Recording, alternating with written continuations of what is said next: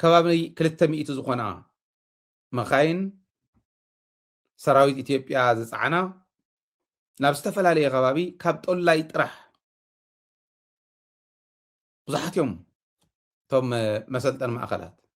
ናይ ሰራዊት መሰልጠን ማእኸላት ናይ ኢትዮጵያ ካብ ጦላይ ጥራሕ ግን 200 ዝኣኽላ ሰራዊት ፅዒነን ከይደን ክንደይ የሰልጥኑ ከም ዘለዉ ራይዎ 40 ዝኾና ናብ ነቀምቴ ከባቢ ናብ 60 ዝኾና ማክሲማም 60 ዝኾና ናብ ጎንደር ከባቢ እዘን ጎንደር ዝኸዳ ናብ ጸለምትን ናብ ምዕራብ ትግራይን ከይደን እየን እዚአን ክምለሰን እየ ናብ ቆቦን ናብ ኣምቦን እውን ተንስተረፋ ሚኢቲ ከም ዝተኸፋፈላ እዚኦም መብዛሕትኦም ኣብጦላይ ዝሰልጠኑ ናይ ምዕራብ ሃረርጌ ኦሮሚያ እዩ ናይ ምዕራብ ሃረርጌ ኣሩሲ እዚ እውን ኦሮሚያ እዩ ባሌ ጎባን ሲዳማ ከም ክልል ከምኡ እውን ጋሞ ጎፋ እዚኣቶም ካብዚ ዝመፁ እዮም ነይሮም መብዛሕትኦም ካብ ካሊእ እውን ኣለዉ ግን መብዛሕትኦም ካብዚ ዝመፁ እዮም ሕዚ እንታይ እዩ ዘድልየና ንሕና ሰራዊት ኣሰልጢኖም እዮም ዘምፁ ዘለዉ መናእሰይ ናይ ኢትዮጵያ እዮም ዝመፁ ዘለዉ ተታሊሎም ይመፁ ከም ዘለዉ ግን ንፈልጥ ኣለና እንታይ የድልየና ንሕና ኣምሓርኛ እንድያ እታ ብቐረባ ክንረኽባ ንኽእል በኣምሓርኛ ፕሮግራም ምስራሕ ከድልየና እዩ ብቴሌቪዥን ዝመሓላለፍ በኣምሓርኛ ፕሮግራም ምስራሕ ኣብ ዩቱብ ምንም ክትረኽቦ ይትኽእል እንቱ ዝመፅእ ዘሎ ካብ ገጠራ ገጠር ዘምፆም ዘሎ እዩ ጉሒፉ ዘምፆም ዘሎ እዩ ነዚኦም ክትረኽቦም እንተኾንካ ቴሌቪዥን እዩ ሬድዮ እዩ ነዚኡ ናብ ቴሌቪዥን ኢንቨስት ንገብር ነዚኡ ናብ ቴሌቪዥን ንመርፅ ቴሌቪዥን ክሳራ እንድዩ ዳስዋይ ህዝቢ ይኽኣሎ ንብሎ ህዝቢ ሓግዘና ንብሎ ነዚ እዩ ኣብ ቴሌቪዥን ኢንቨስት ንገብር 99% ናይ ኢትዮጵያ ህዝቢ ብቴሌቪዥን ብሬድዮ ኢና ንረኽቦ ቴሌቪዥን ሬድዮ እንተሃሊና ኣብ መላእ ቀርኒ ኣፍሪካ ዝሰርሕ ስለ ዝኾነ ሳተላይትና ስለዚ ኣብ ኢትዮጵያ መላእ ኢትዮጵያ ብስሩ ከዓ ዝረአ እውን ስለ ዝኾነ ኣብ መላእ ኢትዮጵያ ብሮድካስት ክንገብር ክንክእል ኣለና በኣምሓርኛ እንተኽኢልና ካልኦት ቋንቋታት እውን ምውሳኽ እዚኢኹም ክትብሉና ዝግባአኩም ሓግዝ ክበሃል ከሎ የስ ክንሕግዝ ኢና ግን ቋንቋ ወስኹ 1,000 እንተመሊኡ ኣነ ኣለኹ ኢለ ደሞዘይ ናብ ሳተላይት እኳ ዝእትዎ ነይረስ ሰብ ምቑፃር እየኣብየኒ ኣብ ኩሉ ቦታ ክንቀፀር ኢና ክንእቱ ኢና እዚኣ ኢና ክንገብር ዘለና ክንሕግዞም ንኽእል ንመራሕትና እዚኣ መራሕቲ ትግራይ ግን እዚዩ ክበሃል ከሎ ፕሮኣክቲቭሊ ምርኣይ ምኽኣል ቶሎ ክውሰን ዘለዎ ቶሎ ተወሲኑ ቶሎ ሓድነት ክፍጠረብ ዘለዎ ቶሎ ሓድነት ተፈጢሩ ምናልባሽ ከዓ ኣነ ክንሕዞ ኣለና ዝብሎ ሰራዊት ምምፃእን ዘይምምፃእን ጥራሕተ ይኮነ ኣብ መላእ ኢትዮጵያ ክስራሕ ኣለዎ ሓደ ካብኦም ንላዕሊ ግን ኣብ ውሽጥና እውን ክንሰርሕ ኣለና ሪኢኹም ሓደ ዓብዪ ነገር ክንርድኦ ዘለና ሕወሓት ኣባላታ ዝነበሩ ዕድመ ንእስነቶም ሙሉእ ምስኣ ኮይኖም ዝተቃለሱ ሰባት ብልፅግና ኢሕዲጉ እንተወሲዱላ ሕወሓት ኮይኖም ዕድመ ንእስነቶም ኩሉ ዕድሚኦም ሙሉእ ዝፀንሑ ሰባት ብልፅግና ኣሚኑ እንተወሲድዎም ብልፅግና ንሕወሓት በሊፅዋ ኣሎ ማለት እዩ ብምእማን ኣነ ዓይዚ ርዳእ ንኸም እዩ ፖለቲካ እንድሕር ኮይኑ ንሱ እዩ ስለዚ ምንታይ እያ ክትሰርሕ ዘለዋ እቶም ሕወሓት ኮይኖም ዕድመ ንእስነቶም ዝሕለፉ ሰባት ብልፅግና ንኸይወስዶም ንዕኦም እሚንካ ዝሕተት እውን ብተሓታትነት ኣረጋጊፅካ ናብ ሕወሓት ምእታው ጥራሕ እንተይኮነ እቶም ብልፅግና ኮይኖም ኣዲስ ኣበባ ዝሰርሑ ዘለዉ እውን ሕወሓታውያን ምግባር እዩ ፖለቲካ ማለት ህዝቢ ንዓርዳ እናተባህለ ህዝቢ እናተቃለሶም ንሳቶም እንዳወፁ እንዳኸዱ ብልፅግና እንዳተጠቐሞም እዚ ምግባር ኣይኮነን ጥቕሚ ዝደልዩ ሰባት ኣለዉ ጥቕሚ ሂብካ ትርፎም የወልኩን ኣነ ብጥቕሚ ዝቕይራ እንተኮይኑ ብጥቕሚ ኢኻ ትቕይራ ዘለካ እዚኣ ማለት እያ ኢልካ ክትርድኦ ክትክእል ኣለካ ኣይርዳእ እንተ ኢልካ ሕጋዊ ስጉምቲ ክውሰደሉ ክእል ኣሎ ብቀይሚ ዝኸዱ ኣለዉ እታ ቀይሚ እንታይ ማለት ምዃና ኣብ ኦፕን ኤር ኢኹም ከምኡ ክትገብሩ ትኽእሉ ንኣብነት ፃድቃን ናብ ደደቢት ዘይመፀሉ ነዚ እዩ ሓቲትናዮ ኢና ኣብዚኣ ክነዋርዶ ዶ ኮይና ክንማጎተ ኢና ያ ታሒዝዋ ዘሎ ፀጋም ስለ ዝኾነት ናይ ፀጋም መንገዲ ስለ ዝኾነት ንሳ ህዝቢ ስለ ዘይቕበላ ኣብ ቅድሚ ህዝቢ ንዓነ ካታዕ እንተኢልናዮ ክካታዕና ይኽእል ጌታቸው እውን ከምኡ ዓዲምናዩ ኢና እምበለይልና ክመጽእ የጽባሕ ዶ ክድውል እየ ከምዚ ዶ እንዳበለ እዩ ኸይዱ ወዲ ወረደ እውን ከማ እዩ ናብዚኣ ዘይመፁላ ምክንያት ሞጎት ስለ ዘላ እያ ህዝባዊ መትከል ናይ ንስሕትን መጎት እውን ስለ ዝኾና እዩ ኣብ መድረኻት ዓፂኻ እንተይኮነ ኣብ ኣደባባይ ብቴሌቭዥን እንዳተመሓላለፈ ሓሳቦም የቕርቡ እንዶ ተዓፊኖም ኣይኮነን ሰባት መሲሎም ክኸዶ ኣይኮነን ከምኣ ጌርካ ኣቕሪብካ ኣብ ቅድሚ ህዝቢ እቲ ዘቕርብዎ ሽርሒ ከቕርቦ ይኽእሉን ስለዚ ኣብ ምጥቃም ይከኣል እዩ ንሳቶም ባዕሎም ቶም መራሕትና ናይ ሚድያ ኣጠቃቕማ ስለ ዘይኽእሉ ንባዕሎም እውን ስለ ዝፈርሑ እቲኦም ቦታ ይረኽቡ ኣብ ስንፍና ናይቶም መራሕቲ ተመርኪሶም ዝኸዱ ከዳዓት ህዝቢ የጥቅዑ ማለት እዩ ፀገምና ንሱ እዩ ሕዚቶም ሰራዊት እዚኦም ይመፁ ኣለዉ ናብ ትግራይ ዘምፆም ዘሎ ብካሊእ መንገዲ ዓንቶ እውን ሕሊፈልኩም ዕርቂ ከዓ ጀሚሩሎ ምስቶም ካልኦት ምስቶም ሓረ ዕርቂ እንተገይሩ ክገብር ኢሎ ኣይኮነን ኦረዲ ሚልዮናት ስኢኖም እዩ ኣይትጠራጠሩ ካብ ትግራይ ዘይተነኣሰ ጨፍጫፍ በፂሕዋ እታ ዓዲ ዓዲ ኣምሓራ ብዙሕ ማለትኩም እቲ ናይ ትግራይ ዋላ ይኹን ጥቃጥቃት ናይ ትግራይ ዝኾነ ጨፍጫፍ በፂሕዋ እዩ ሰብ ሰኢሉ ዝውዳእ ዘሎ እንደም ንሕናስ እንተነኣሰ ትደገ ዝነበረ ድምፂ ክኸውን ስለ ዝመኮረ ዓለም እውን እንዳፈለጠቶ መፅያ እያ 3 ዓመት ዶ ገይሩ ሓቂ ሕዚ 3 ዓመት ሙሉእ ድምፂ ኣልባ ኣብኡ ዝኣቱ ሰራዊት ዝጭፍጨፍ ናይ ኢትዮጵያ ግደፍዎ እቲ ሰራዊት ናይ ኢትዮጵያ ኣትዩ ዝጭፍጭፎም ገባራት ኣምሓራ ግደፍዎ ስለዚ ኣምሓራ እውን መዓት ጨፍጫፍ ይበፂሑ ተመሊሶም ሕዚ ናብ ኢትዮጵያ ኣትዮም በቃ ሽጎይታ ይክብልዎ ይኽእሉን ኣይከኣልን ግን ዕርቂ ይምክሮ ኣሎ ናብ ኦሮምያ እውን ዕርቂ መኪሩ ሓደ ናይ ምዕራብ ኦሮምያ ኣዛዝ ዝነበረ እእትዩ ኣሎ ካልኦት እውን ይምክሮም ኣሎ ናይ ኣምሓራ እውን ይምክሮ ኣሎ መብዛሕትኦም ዝሰልጠኑ ሰራዊት ሓደሽቲ ምልምላት ናብ ትግራይ ዘምፀሉ ምክንያት እውን እዚ ሕዚ ናይ ምዕራብ ትግራይ ፍልፍላትና ቃል ብቃል ዝሃቡና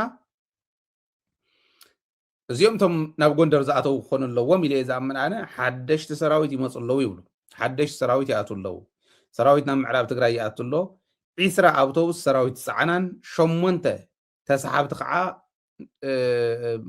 ሎጂስቲክስ ፀዓና እንታይ ምዃኑ ብዘይተፈለጠ ብዳንሻ ገይረን ናብ ወረዳ ወልቃይት ናብ ቆራሪት ከባቢ ይሓልፋ ኣለዋ ቃል ብቃል ዝበልና እዩ ናብዚ ይሓልፋ ኣለዋ ይብሉ እቲ ህዝቢ ዝብል ሕወሓታ ኮይና ዘንጊዓ እዩ እቲ ህዝቢ ዝተረፈ ሕወሓት ዘንጊዓ እዩ ዝብል ሕወሓት ስለ ዝብሎ ነቲ ሰራዊትና እዩ ምክንያቱ ኣብ ወልቃይት ዝግበር ዘሎ እንተሪኢኹሞ ካብ ደንቢ ከፍቲ እንዳ ከፈትካ ተወሲደን ይሕረዳ ጤል ካብ እንዳ ጤል ጎቲትካ ወሲድካ መሪፅካ ኢኻ ትሓርድ ከምዚኦም ዝገብሩ ቶም ሕጊ ነኽብር ኣለና ዝብሉ ቶም ናይ ደመቀ ምልሻ ኣብኡ ዘሎ ሰራዊት እውን ንስ ዝገበር እቲ ወፅዓ ሓያል ምዃኑ እቲ ህዝቢ ይገልፆ ኣሎ እዚ መሪርዎ ኣሎ ጨፍጫፍ መሪርዎ ኣሎ ኩናት እውን ኣይደለየን ኩናት ደልዮም ዝመፁ ዘለው ናይ ኢትዮጵያ እዩ ኦረዲ ሰራዊት ምስ ኣፅዋሮም እንድሕሪ እትዩ እንታይ ደልዩ እዩ ናብ ቆራሪት ከባቢ ዝወስዶም ዘሎ ናብ ማይ ጋባ ከባቢ ዝወስዶም ዘሎ ናብ ሽኮር ፋብሪካ ገፅ ዘምፆም ዘሎ ምስ ኤርትራ እዩ ከይንብል ንኦም ሓጀር ኣይኮነ ንወሲድዎም ዘሎ ናባና እያ እታ ጉዳይ ኣብ ጎንደር ከምፆም ከሎ ኣብ ደባርቅ ከባቢ ስለ ዘሎቱ እዚ ሰሜን እዚ መቐለ ዝነበረ ደባርቅ ስለ ዝኒሄ ናብኡ እዩ ዘምፆም ዘሎ ሕዚ ተወሰኽቲ ንሱ ይምድቦም ናብ ፀለምቲ ናብ ምዕራብ ትግራይ እናበለ ይምድብ ማለት እዩ እዚ ዝኮን ዘሎ ሰራዊት ስለ ዝመፀ ፈሪሕና ወይ ሰጊእና ከምዚ ንግበር ኣይኮነን ዝብል ዘለኹ ኣነ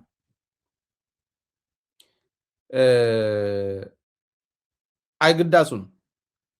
መንእሰይ ኢትዮጵያ ስለ ዝሃለቐ ኩናት የድልየናን ኢሉ ዝገድፍ ፀላእ ኣይኮነን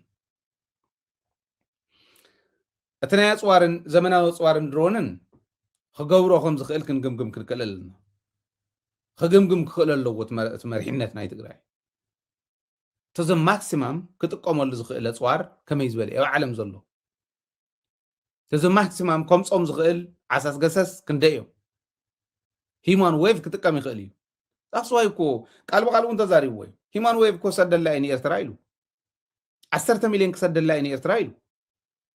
هيمان ويف كتقام يخيل حيال نايدرون عسلا كتقام يخيل أصوارات كبرت أصوارات كتقام يخيل نزيو to the maximum كيد كأخات الدالول بقدم أيكم زول كوو 10 حتى انتهلين كافتن 10 أو قصر حدا زلا سلز ملسكا يا حليف كمالته يكون قصر حدا زلا لقام زي بلو سلطان حيزم هزبنا انكراتو تصنح مرحتي لقام كهلو منتان بيت مغرب ملس دالنا صنحنا بيت مغرب مملاسو صبو جنا يتملسن توسانه توسينو تمعراي زغبر زلو صبو ግን ኣብ ቁጽሪ ሓደ ኢና ኒና እስካ ሕዚ ገለገል እዮም ሓንቲ መኪና ተጻዒና እንተ ኣትያስ ነዳዲ ሙሉእ ናይ ትግራይ ዝበጽሕ ንሙሉእ ትግራይ ዝበጽሕ ነዳዲ ዝረኸቡ ዝመስሎም ሰባት ዘይብልና ከይመስለኩም ጌጋ ከም ዝበሉ ናይ ምንጭብጫብ ስራሕቲ ከውድቑና እዮም ስለዞም ዓዲኻ ምርኣይ انت تناوح خا كويناس النواح انت خوين مريت تግራይ ኮይن خناوح يبل ካብ ትግራይ ክወጽእ خللو ካብ ትግራይ ንኽወጽእ ብድሕሪኻ ሰላም ጌርካ ኣለኻ ጽቡቕ ብቅድሚኻ እውን ባፈር ክትሰርሕ ናይ ግድን እዩ እዚ ንዕኦም ሰፖርት እናገበርካ ግን ኣብ ውሽጢ ሓያል ስራሕ ዝሰርሑ ምግቢ ሕስና ዘረጋግጹ ኣብ ዓርሶ ምርኮሳ ክንኣምን ዝገብሩና ኣመራርሓ ምቕማጥ የድልየካ ሓደ ናብቲ ሓደ ወረዳ እንዳቀየርካ ኣይኮነ ብቕዓት ميزان غير كام قيار كدليك اي مالتي ስለዝኸዱ ናብ ምዕራብ ትግራይ ስለዝኸዱ እንጸለም ስለዝመጹ ናብ ቆቦ ስለዝመጹ ይጋለስ ሱዳን ይሩንዲ ሰራዊት እኮ እንዳምጸ ኣብ አንዳ ተሐምሸሹ የምንዩ ፋኖውን ቀሊል አይኮነን ዝሰርሕ ዘሎ ብንየ ብኦላ ዝፍጸም ዘለውን ቀሊል አይኮነን እተስንፍና ናህናይ ዝሰርሕ የለውን ግለሰባት ክብለኩም አይደለም አለው እዮም ከም አውን ስለዘለው ኢና ንኸዘለና ኣብ ውሽጢ ዝንሄ ፈላላይ ግን انت زي تعاليو عبي حدا خون كم زخل كنعمن كنكل لنا ايو انا ناي وش تصقم عبي فتنا يلي يزوسدو عبي فتنا يلي يزوسدو ناي زي وانا صقم كعا ريهم نايتنا وش تصقم وانا فتنا خوينات النازله اما عدي خرق زي يخل أمريحنتكم تسخلي يوم نافتو ما عدو زنيو انت ايوم الكايو اما عدو زلو اما عدو خرق زي يخل سب بتحساس بعد رجاون صباح دحر صباح انت كم تصي يخل زبل كحسب زي يخل مالتي اما عدو خرق زي يخل سب proactive زي كونه سب صعدان صلي من انهم ما عدو انت الكاي انت تركم له اي رايون يا كم عدو يخل اما عدو زي يرئي مريحنت أفتو ما عرس عراني قص على سلزول كوو ترجم يبلين أنا بناتو عيني ورد عشاون كون غلي بك أنت إيزوز اللي قبل النغلي توان أنا هنا قدلو أما عديو كريز المريحنة لنا دي بالناني لنا حاسيبنا زي إنسا زي مملانا يا أنا تمريحنة يصرفوا يوارد يكون كنيو قلت حقيا حق انسى اما عدينا زي مرأي ايو ننو على حزب بالعم زلو اما عدينا زي مرأي ايو تمدي سابا خيدم نيوون كيدم زنيو كحلفو كو يوم حلفتينا كلنا حلفتينا ما نمزل عالم زنبر سبيل قال يوم جاجيوم يوم اريغوم يوم صقايت مراق ግን ኣብቲ ዕድመን ንስኾንካ ኣብ ማዕዲ ኻሪእኻ ስታ ትግራይ ከምዚ ዝበለ ትግራይ ገዲፈ ኸደለኒ ኢልካ ኣብ ክንዲ ምሕሳብ ብድሕረይ ደንደረይ ትውቀላ እንተ ኢልካ ፀገም እውኒ እስቲ ዓባይ ፀገም ናይ ትግራይ ኣብ ማዕዲ ክርኢ ዘይኽእል ሰብ ናብ መሪሕነት ምምፃእ ኣብ ማዕዲ ክርኢ ዘይኽእል ሰብ ነታ ናይ ሕዚ ጭብጨባ ጥራሕ መዳመቒ እከለ ከሃድም ኢሉ እከለ ከምዚ ኢሉ እከለ ከምዚ ኢሉ ይብል ምስ ሃደመ እንታይ ይመፅእ ዝብል ግን ይርአ ከም ጻዕዳን ጸሊምን ክሪኦም ዘይኽእል ንሶም እዮም ጌጋ እዩ አንተ ወይ እውን ከም ዝበልክኹም ብልጽግና ንእከለ እከለ ሚስተር ኤክስ ሚስተር ዋይ ዝበሃሉ ናይ ሕወሓት ተጋደልቲ ዝነበሩ እእሚኑ እንተወሲድዎም ንሃይለ ዘረዳእኒ ብልጽግና ይወልጸሎ ንሕወሓት እዩ ስለዚ ክሰርሕ ኣለዋ ሕወሓት ክትወልጸ ኣለዋ ይትረፍ ደናታ ዝነበሩ ናብ ብልጽግና ክኸዱ ዋላ ብስሳዕ ይኸይድ ዋላ ብቀይሚ ይኸይድ ዋላ ብወንጀል ይኸይድ ብዘይግድስ ስንፍና ናይ ሕወሓት እዩ ብልጽግና ሕወሓት ዝነበሩ ህይወት ዘመኖም ሙሉእ ኣብኡ ኮይኖም ዝተቃለሱ ሰባት ዘቃለሰቶም ተቃሊሶም ህዝቦም ከድሕኑ ኢሎም ዕድመ ንእስነቶም ዝሕለፉላ ሰባት ናብኡ እንተኸይዶም ናይ ብልጽግና ብልጠት እዩ ስንፍና ናይ ሕወሓት ኢለ እዩ ዝወስድ እዚኣ ኢልና እንተዘይ ሓሲብና ክንወድቕ ኢና ክንፈልጥ ኣለና ሕማሙ ዘይነገር ሓባእ ሕማሙስ ሓባእ ፈውሱ እኳ ዝበሃል ሕማምና ኢና ሕባእ መን እዮም እቶም ከምኡ ዝገብሩ እንደበሉኒ ሕዚ ንኣብነት ደብረፅዮን እኮ ዘይክኾን ይኽእል እዩ ደብረፅዮን ነቶም ብታሕቲ እኒሄው እናንጨብጨቡ ስልጣን ደለይቲ ኦረዲ ብጣቕዒት ብወኸባ ብምፍጣር ተኣኪቦም ምስ ዳሓን ዝበሃል ተኣኪቦም ተሓዊሶም ሓሊፎም ስልጣን ክሕዙ ዝደልዩ ግለሰባት ዝገብርዎ ዘለዉ ኢለ እየ ዝኣምን ኣቶም ሰብ ማእኸላይ ኮሚቴ ንምዃን ብሕዚኡ ዝፅዕሩ ምንፃፍ ዝገብሩ ህይ ኢሎም ዘልቅሱ ሰባት ዝመስሉኻ ኒውቁ ነውር ዶ ይኮነን እንታይ ክርከብ ማእኸላይ ኮሚቴ ኮንካ ስልጣን ህዝቢ ንምግልጋል እዩ ዝጠቅም ዝብል ርድኢት እንተሃሊካ ኣይትጎየሉን ናብኡ ኣይትጎይን ናተይ ስጋኣት ናብ ህልም ዝበለ ናይ ከባቢያውነት ሓደጋ ከይእትውና ስጋኣት ኣለኒ ዓብዪ ስጋኣት ኣለኒ ናብኡ ከኣቱ ዝኽእል ሴንሲቲቭ ዝኾነ ገና ዘይተረድኦ ፖለቲካ ዘይተረድኦ ንሳሒ ዝመፅእ ናይ ሕማቕ ምልክት ዝኾነ ሰብ መሊኡ እዩ በዓል ጌታቸው ዝነቐፍናዮ ናብ ከባቢያውነት ስለ ዝእተውና እዩ ብዓረዳኢ ዝነቐፍና እዮም ናብ ከባቢያውነት ስለ ዝእተውና እዩ ብግልፂ ከባቢያውነት ሽፋን ገይሮም ክሕዝዎ ዝደለይዎ ስልጣን ነይሩ ከምኡ ዝበለ ንክወቅል ዝደፍኡ እንታይ ከም ዝመፅእ ፅባሕ ንጎ ዘይፈልጡ ደናቁር ሕወሓት ከም ዝኾኑ መሲሎም ብሽም ሕወሓት ዝሽቅጡ ጠጠው ኣቢሉ እንተዘይላ ሕወሓት ናብ ሓደጋ ክንኣቱ ኢና የፈራርሕ ይኮንኩን ኣለኹ ሪኢኹም ቤት ምክሪ ምምላሱ ኣብዛ ደረጃ እዚኣ ምምፃሕና ሓደ ኣወንታ እያ ሓንቲ ካብተን 10 ዝበልክዎን እዩ ሓንቲ ካብ 10 ዝረኸበ ተምሃራይ ክሓልፈ ይኽእል ፈተና ከቢድ እዩ ኩናት ዝኣክል ሰብ ዝበልዕ ፈተና እዩ ዝመፀካ ዘሎ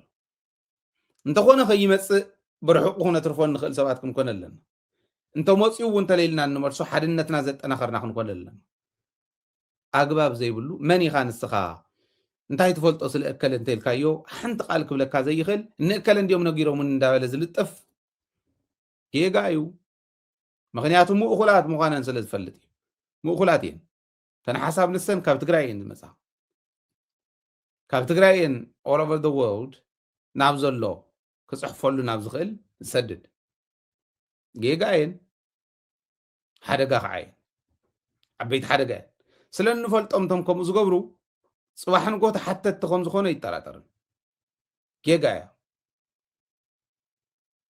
ሓሲብካ ኢኻ ክትከድ ዘለካ ብንደት ብኢሞሽን ዝኾነ ኣይኮነን ኢለኩም እየ ንኣብነት ናይ በዓል ተወልደ ሕዝቡን ከልዕሎ ደልየ እንተተጋግዩ ኣብ ትግራይ ይእሰር ብለኩም ኣለኹ ክኸደልዩ ክሃድም ደልዩ ናበይ ዝሃድም ክሓርድዎ ዶ ኮይኖም ተወልደ ምህደም የብሉን ጌታቸው ሰፋ ናበይ ይሃድም ሕዚ ናበይ ይሃድም ቶም ኢንተሊጀንስ ዝነበሩ ሰባት ናበይ ይሃድሙ ናብ ኤርትራ ከይሃድሙ ይሃድሙ ንነዘን ኣብ ብልፅግና ከይሃድሙ ይሃድሙ ሓደ ግዜ